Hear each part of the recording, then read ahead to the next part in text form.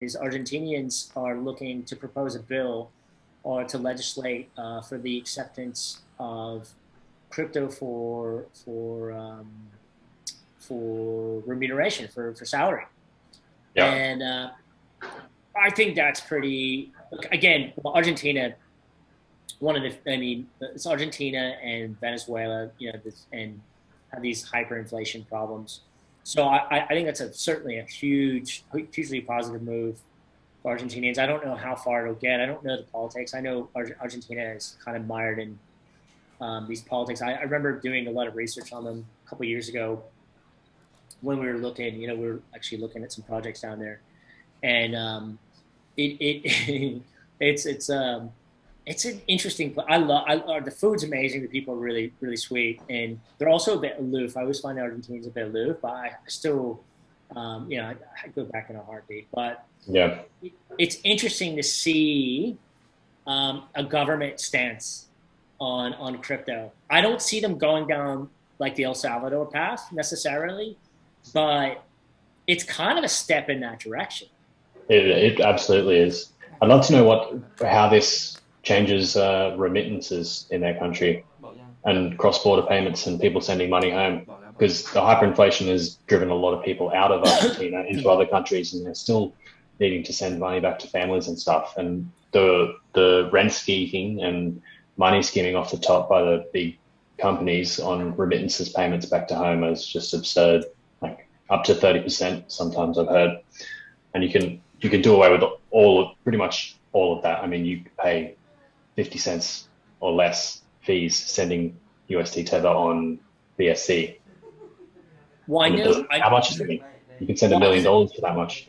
yeah. So I don't know how big remittances are in Argentina. I know that a lot of people store their wealth in dollars just as a hedge against inflation.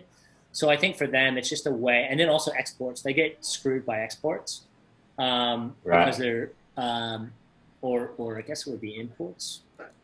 Anyway, their trade gets hammered really bad based Yeah. on their inflation. So I think this is a way to kind of to get around that inflation issue with their trade. The So first of many.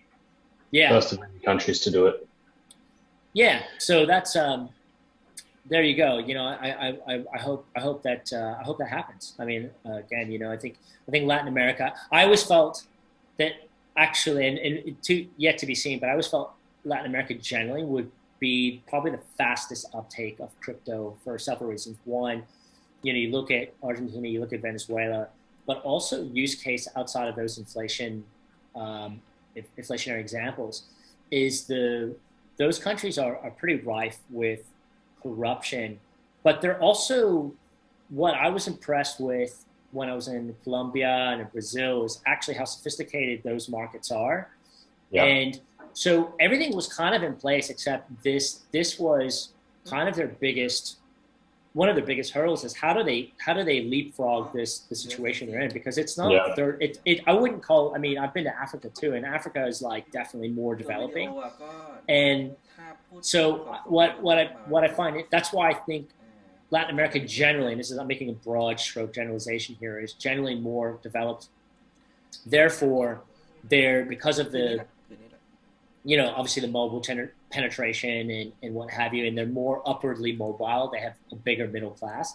So I saw that there could be a bigger uptake there generally of crypto. So I guess to be seen, but I feel like we're kind of getting the early rumblings of this, via El Salvador and some of these other Yeah. Yeah. In Africa for the same yeah, well, reasons.